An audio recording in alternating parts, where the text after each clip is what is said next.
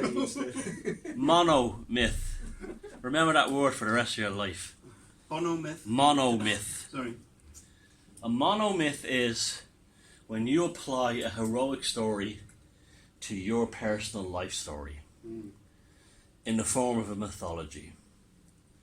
Suppose you went through a terrible divorce and you got through it okay in the end. You suffered from a terrible disease and you recovered. You went through a terrible accident and you survived it. Instead of seeing yourself as a victim, you see yourself as a hero in a mythology that you were the central character in. And it's a very healthy way to live. And it's actually how we used to always live. It's how we used to always live. Come on.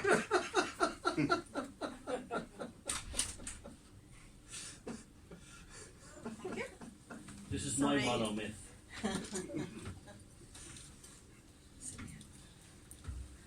Mythology is... What's the first thing when you hear the word mythology? Fairy tales,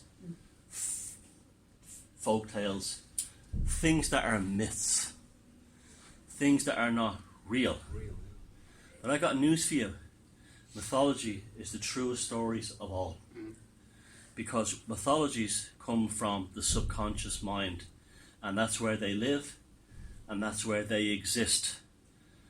You can't trust history, because history was written by the victors, the ones who won the wars. So you have Julius Caesar and Pliny wrote the history of the Gallic Wars, and they said the Druids used to put people inside a big wicker man and burn them, human sacrifice, but that was all propaganda.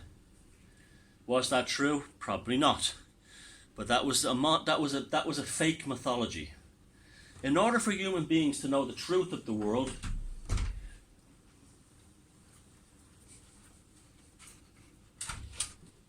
Is it second or third screen?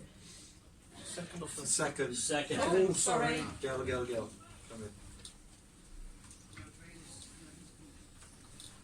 these are challenges. Answer it next time. Sorry, I'm exhausted from the first one. I won't kill anybody. Mythology is the truest thing in the history of humanity. It's not a myth, it's a fact. It's the real truth.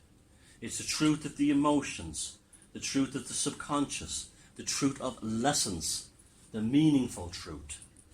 Why is it so important? Because if we incorporate mythology into our individual lives as a monomyth, our lives are a hell of a lot easier. Example, you go through a terrible trauma in your life or a difficult time and you survive it, that's your monomyth. Now, why are mythology so incredibly important?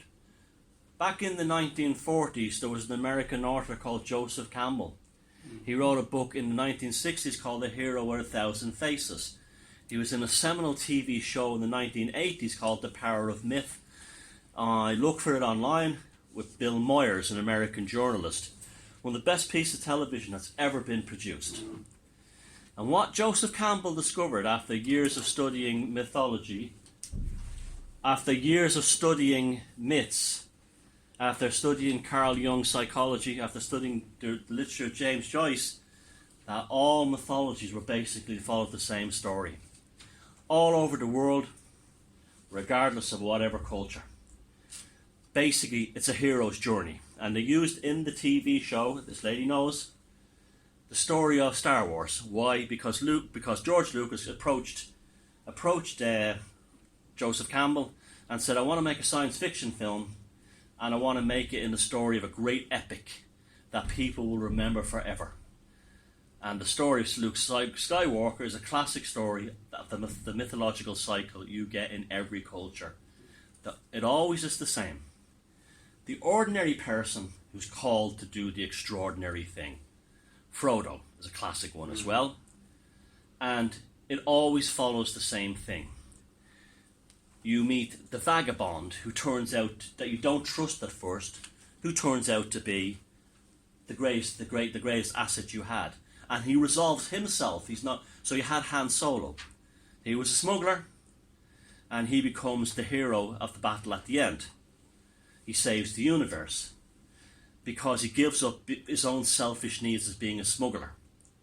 You had Aragorn in The Lord of the Rings. When he meets him, he's a ranger. He's basically living in pubs. It's much better done in the book.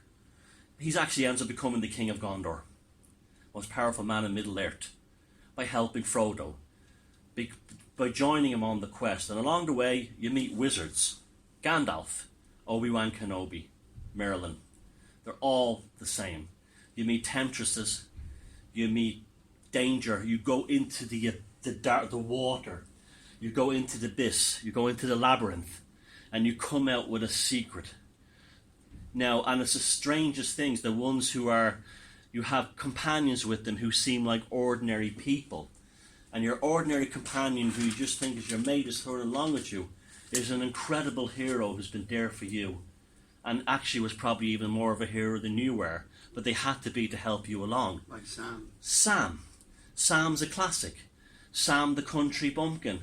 But he was the only one in the fellowship that was immune to the power of the One Ring. And that's why he carried it into the end of Mount Doom. Even Gandalf, the great wizard, was not immune to the power. He didn't even want to look at it. And that was this is mythology. Now, why do they follow the same story? I'll tell you. They are rooted in our subconscious mind. They are born out of our dreams. They would have been born out of the stories that our ancient ancestors told around the fireplace. In winter, there would be nothing to do for months and months and months. You'd have like the Eddas and the sagas of the Norse world. Sitting in Scandinavia all those months, watching the fire glowing, seeing shapes of faces, and then somebody would start telling a story. And this is how the stories came about. Now, these stories would have been the same in India at the same time, the same in South America, the same for the Eskimos. Different geographic and regional variations, of course. Like you wouldn't have a snow demon, an ice giant in the Sahara Desert, but you'd have a sand serpent, you know, that kind of thing. But otherwise, the same. And this was almost like humanity's own psychoanalysis to help us deal with the problems of the world. So you could hear it, there's even the line in The Lord of the Rings where Sam says the stories that meant something, and one day you'll be one of them. The reason why Tolkien wrote Lord of the Rings is because the English didn't have a mythology. They didn't. It would have been destroyed by the Normans in the harrying of the North. When William the Conqueror came, he said the English have to be exterminated. How many of you know this? It's terrible. The harrying of the North. And he basically starved everybody and killed everybody and destroyed everybody and replaced them with French people. And that's so few genetic and bloodline right back to the Anglo-Saxons that have remembered their mythology. There are things that are scraped through, like Morris dancing and other stories, and even the Arthurian legends were kind of made up by the church. They're kind of, but there's Made up. the Arthurian stuff. Yeah. That's not true. Geoffrey of Marmont invented that, and it's built on the Grail Mysteries of France. It's really based on kind of biblical ideas. There was attempts to create mythologies for the English people in order to inspire them to great things. Now, we in Ireland had our mythology because we didn't have that. We held on to it. And we had brilliant druids. And our druids were amazing. What they did was, we're going to infiltrate the Catholic Church and pretend we're Catholics. And they called themselves the Culdees. And when they got in there, they started writing down the Irish mythology in biblical text, just as a kind of for the library, for holding on to it. But they managed to save everything, just about everything. The Norse Eddas were saved the same way as well. Now, he wrote this because he felt the English needed it, and it was brought about by World War I, the trenches. And he saw all these ordinary people from all over England doing horrific things, surviving enormous pain and hardship. And he realised it was because they were fulfilling a mythology, subconsciously. And Joseph Campbell was the same, that these things are there. The missing ingredient was a person bringing the mythology into their own everyday life. So, for instance, you're diagnosed with a disease, cancer or something. You can either get your rosary beads out and get to the prayer, oh Jesus save me, oh I'm dying, oh God please save me. Or you can approach it by saying, inside me is a dragon and I'm going to slay it. Inside me is a monster that I'm going to defeat. Now isn't that a hell of a lot better? You're all right. Isn't that a hell of a lot better? Because you're not depending on a Jewish sky fairy in the Middle East to take care of you. You are the God. You're taking care of yourself.